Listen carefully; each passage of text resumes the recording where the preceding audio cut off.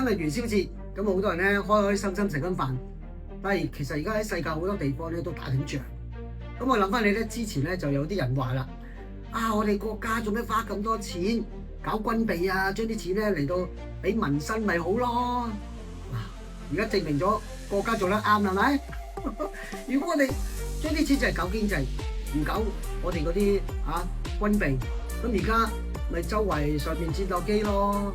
咁你仲可以食到安樂茶飯？八國聯軍嘅時代已經過去啦。而家全世界8個國家甚至以上嘅啲元首都嚟我哋國家嗰度，希望我哋同佢哋做生意。今日證明咗國力嘅強大啊嘛。